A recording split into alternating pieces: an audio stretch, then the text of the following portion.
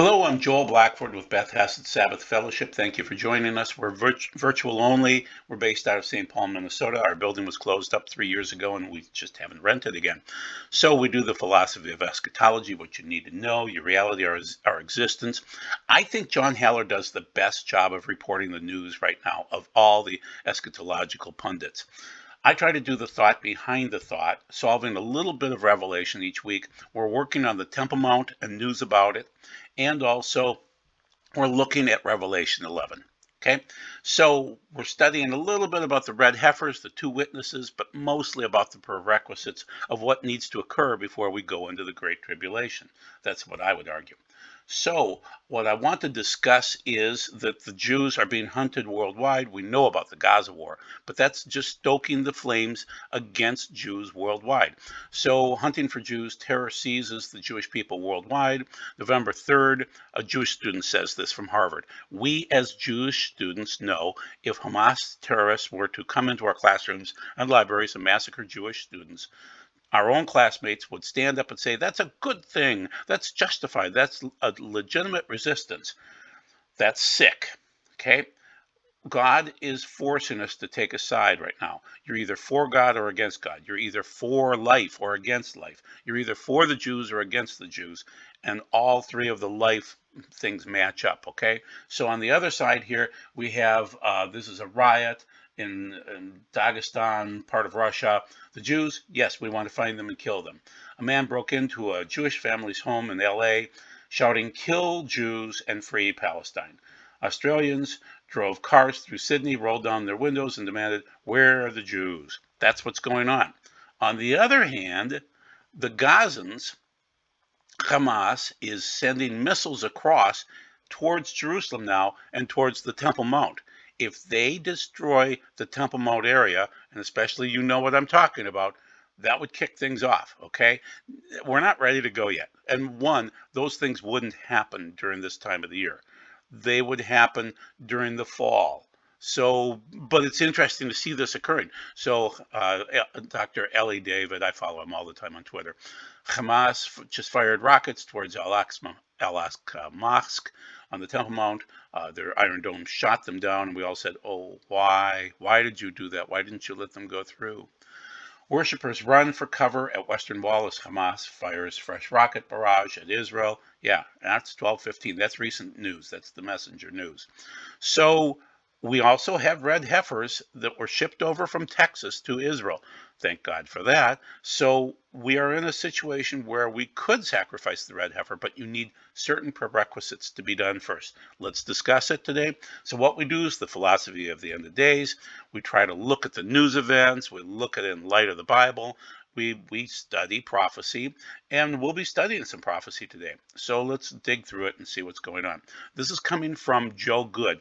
Now, I want to say that I invited Joe Good up to Beth Hassett back in 2019. Yeah, and he's a marvelous man. I disagree with him on some points, but generally I agree with him. He's well respected in the Orthodox Jewish community. We have mutual friends. We don't talk regularly. I invited him up. He did a nice job. I disagree strongly with his eschatology, but yet some of his points are really critical, so we'll dig through them. Um, so this is a news article from the Pew Research Center from May 11th of 2021. And basically what he's saying is that Jews are divided. Many Jews are self-loathing.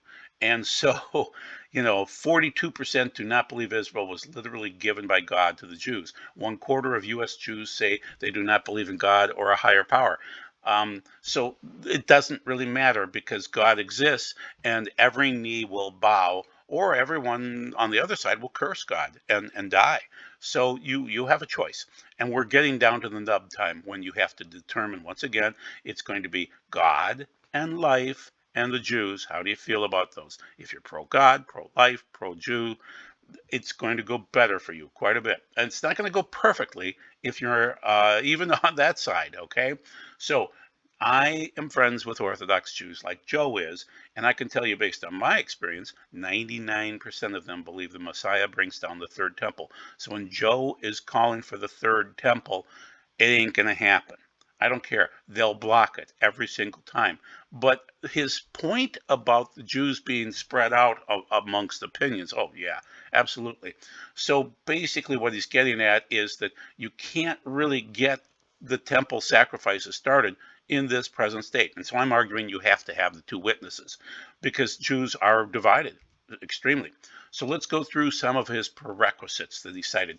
And I'll cite, because it's a Facebook video, it's a little bit more difficult to cite, but I'll try to cite it down below. He did a nice job, but this is really the last 10 minutes, people, okay?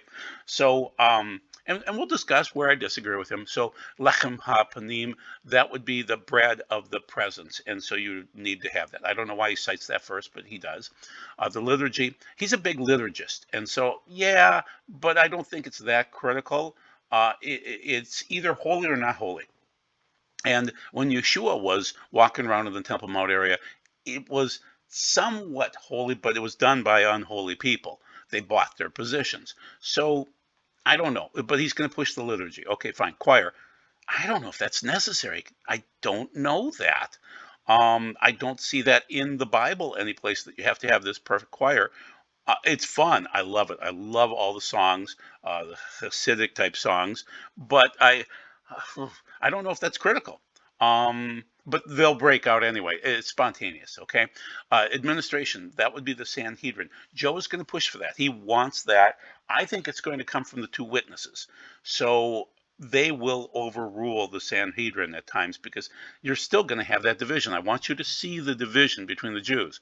And then the trained priesthood and Levitical assembly, that's already being done in part by the Temple Institute. But I can't say that all Orthodox Jews are in agreement on what's going on there. On the right-hand side, more of my types of points. And I want you to get this right away as we compare and contrast other points that Joe brings up. We need the two witnesses.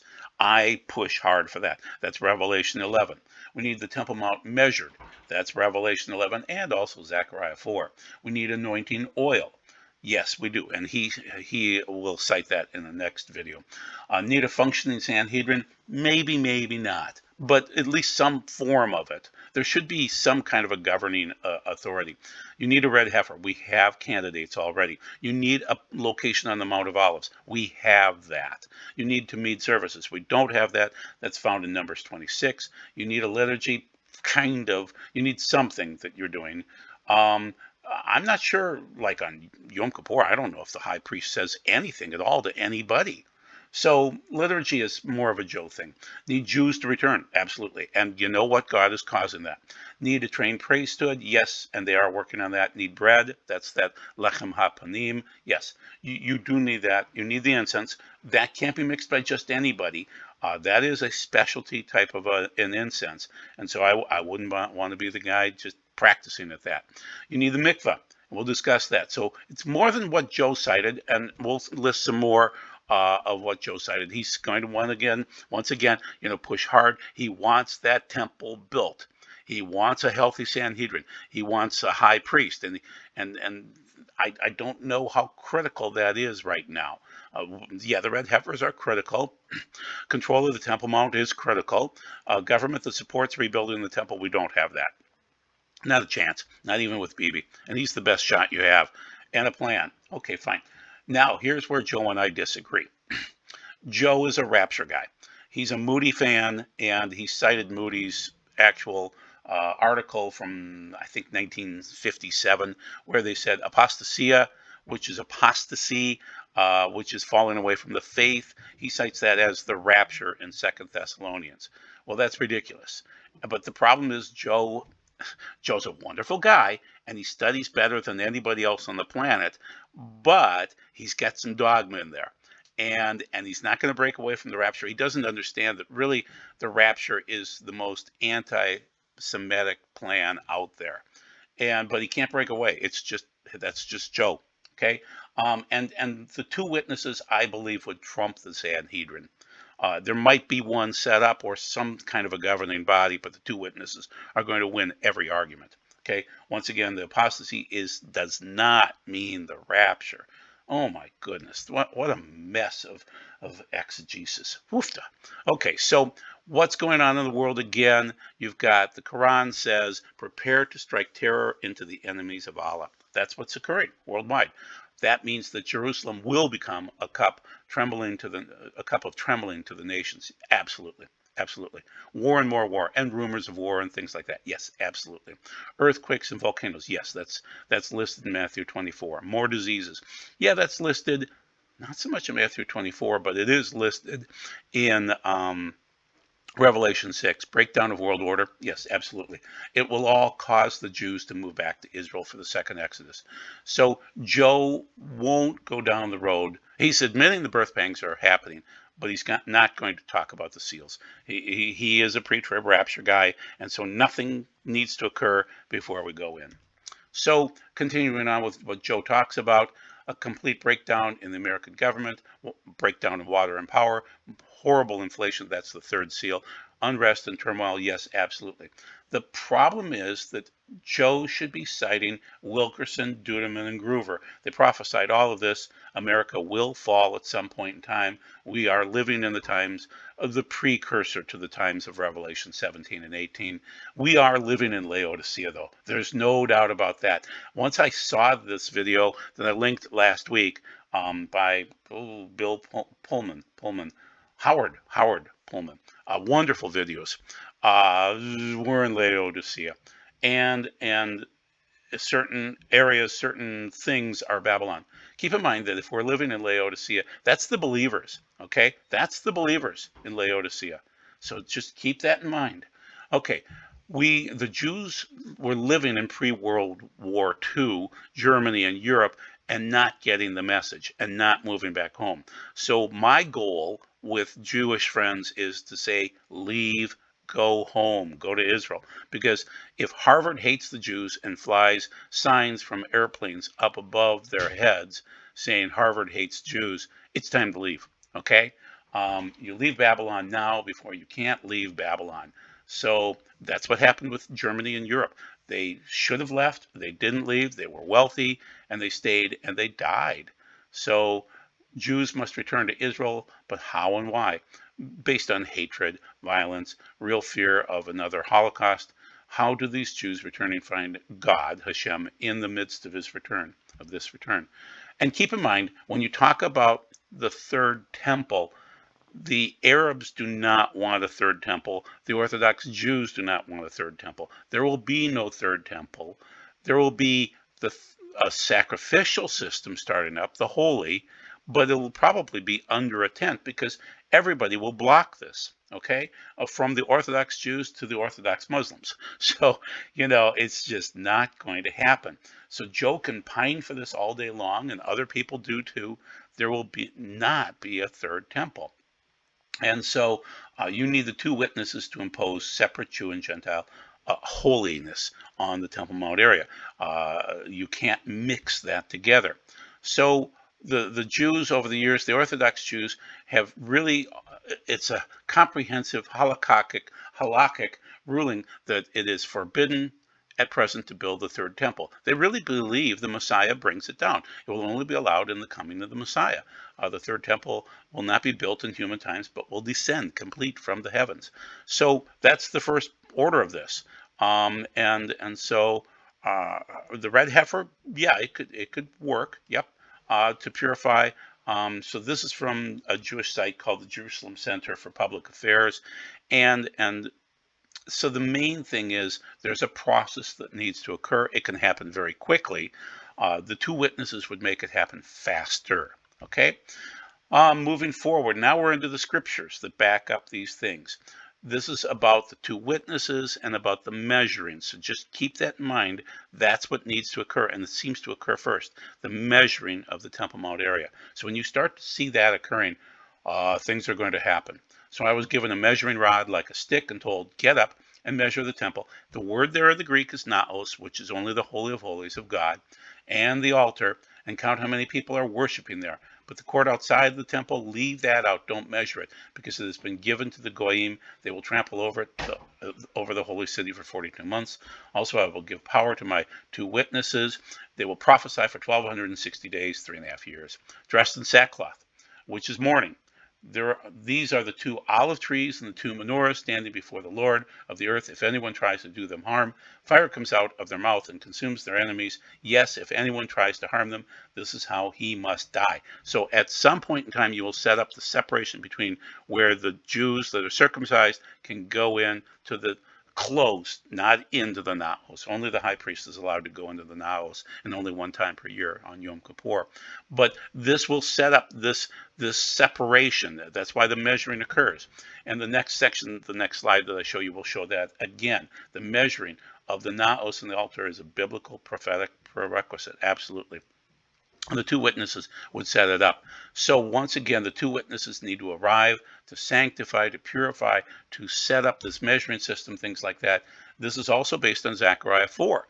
So for even someone who doesn't think much of a day when such minor events take place, will rejoice at seeing the plumb line in the hand of the seed of Babel. So these 7 are the eyes of Adonai that range about all over the earth. I replied by asking him, what are the 2 olive trees on the right and the left sides of the menorah? Then I asked the question again, what are those 2 olive branches discharging gold? And it's gold colored oil. It is the first press of the olives. It's a reka in the Hebrew, and it is specific there in the text. It's Itzar. These 2 witnesses are the sons of the Itzar, of the first press of oil. Through these 2 golden spouts, he replied, don't you know what they are? I answered, no, my lord. And he said, those are the 2 who have been anointed with oil. And so they are Ben Itzar, or Hitzar, maybe I haven't read it lately, are standing with the Lord in all the land. So are the 2 witnesses a prerequisite? Yes, absolutely. So you have to have a pool of Siloam, which they've discovered, and they're excavating it and getting it ready. You have to have ritual mikvahs. You can't just wander up there in your unclean state. You need the ashes of the red heifer. You need a mikvah. You need the process to be ready to go. That is starting to happen, and this is March of 2023, Secrets from the Ancient Paths. And so it does show the pathway up, and so this all works, okay? And this is the pool of Siloam. So, and I don't know if it'll happen by 2025, but it is intriguing to see things happening. You need Tamid sacrifices. Those are the twice daily. Now I'm citing this. This is very interesting. This is Daniel 8:13 through 14, and it's a veiled reference to the Tamid offerings and a time frame of 2,300 times that they would be offered, which is 1,150 days. Then I heard one Kadosh angel speaking, and another Kadosh said, and that means holy angel, said unto the certain Kadosh which spoke, how long until the chazon, the vision basically, concerning the daily sacrifice, the tamid, and the desolating pesha, that's a transgression, that is a willful sin, actually a rebellious sin in this case, to give both the Kadesh, the sanctuary, and the Zvah, the host, to be trodden underfoot. And he said unto me, unto Erev Vovoker 2,300. So that is these Tamid offerings, 2,300, which is 1,150 days, but it's precise people. And then shall the Kodesh, the sanctuary, be vindicated. Daniel 8:13 through 14. So that seems to be a picture of the end times.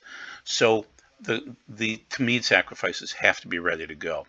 And that is how the Bible says it. So then the separation will occur at that point in time. Once you get ready to go, you have to have somebody figure out where the spaces are that people can be, the women over here, the Gentiles over there, the Orthodox Jews over there, especially circumcised and clean and mikvah and all the trappings. Okay, so at some point in time, you will see separate areas for Muslims and Jews on the Temple Mount, and you will see it really is going to be a case of somebody has to set this up and enforce this, and I think the 2 witnesses will do that. This is an old warning stone saying no foreigner, no goy or gera. I can't remember if it's gera or goy, may enter within the balustrade around the sanctuary and the enclosure. Whoever is caught on himself shall be put blame for the death which will ensue. So you'll die if you head into the holy space and you're unholy and unclean. So you'll have the inner court, the outer court. You'll have the naos, which would be the innermost, and then you'll have the inner court, and then certain people can go to the outer court, and that's how it's going to work. And the area of the women too. So on the Temple Mount right now, you would have to fit it in there someplace. And I don't know if people are going to knock down something. I'm kind of showing you this picture across the way from the Temple Mount to the Mount of Olives, where the sacrifice would occur. But the main thing is, I don't think anything needs to come down. But I think you could start sacrificing very, very quickly, and you'd have to start measuring before that time. So the Holy of Holies seems to be where the Dome of Spirits is. I've been saying that for years, and it's not the Al-Aqsa Mosque. It's not any of the mosques. It's the Dome of the Spirits that seems to be exactly from the Golden Gate in. And so that's kind of my directions that I see.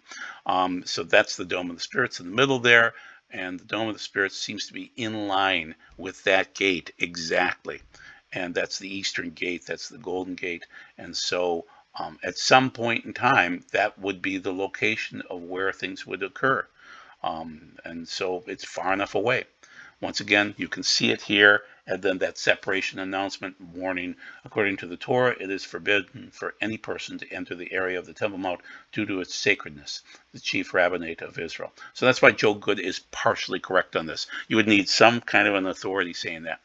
And I believe this occurs during the first half of the Great Tribulation, and actually that they show up, they arrive just a little bit before, but that is that straight line to the Dome of the Spirits.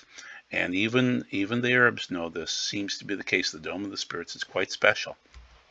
Okay, so once again, this is the same picture that shows that line heading out from, if you were going to build a temple, which I don't think is in the scriptures, and I'll click a link down below, I'll add a link rather, that will show you my video where I show all the verses that seem to make sense that there will not be a third temple other than the one coming down from heaven with Messiah Yeshua. So the sacrifice must occur on the Mount of Olives. That is critical, and so you need a location. Well, guess what? They've got the location. So that prerequisite is checked off. They're ready to go, and then they'll take it across. And then there is also corpse contamination, which could be a little bit of a problem. Then we have the candidates. The candidates are ready to go for the red heifer. So you have to have that, and that seems to be checked off too. But we're still waiting for a certain time frame until they're old enough to be checked, to be biblically offered, and we'll see what happens in the meantime. And so once again, that is the Dome of the Spirits. And I want you to be aware, because of the reading yesterday where they found the silver cup in Benjamin's sack. And so I want you to be aware that verse sounds like what's going on today. And he searched and began at the Gadol, the eldest, and ended up at the Katan, the youngest, and the Gaveh, the silver cup. That should be Kosei. Kosei is cup, and then anyway, was found in the sack of Benjamin. So that's Genesis 44:12. So basically, I'm going to have to look that up and see exactly what that word is, because that's not Kosef. It's not cup in how I read Hebrew. So either way, it's veiled in prophecy, people. It always is. And so what I'm getting at is that this is the silver cup hidden in Benjamin, because if you look, the Al-Aqsa is probably in Judah, and there's a dividing line just right between these two buildings. The Dome of the Spirits it seems to be in the Benjamin area. The cup itself is sitting in Benjamin. And I heard that from a friend named Tom Kiddock years ago, and I just was floored when I heard it. So yes, you could build not a third temple, but you could have offerings on the Temple Mount area. You could have the Tamid offerings without destroying the Dome of the Rock. Doesn't need to occur. So the other prerequisites that are coming right now, the apostasy has to come first, and it is happening right now. Then the man of lawlessness the anti-Torah man is revealed at some point in time. That's the midpoint. The restrainer is taken out of the way. I believe that is Michael, the archangel. And so what we're seeing right now is the setup to all of those things. But keep in mind, you have to get to even this midpoint. And 2 Thessalonians 2 seems to describe more of the midpoint than anything. Okay? So we're in the birth pangs. We're not in the tribulation. We're not in the Great Tribulation. The third naos would be the third Holy of Holies, and that seems to be the case. So what we're waiting for is something more towards the fall when things would occur, and we'll see what happens. But you need the two witnesses. So, and I still think we're 2 years away from that at a minimum. So I'd like to thank you for your time, and God bless you, and we'll hopefully see you next week. Bye-bye.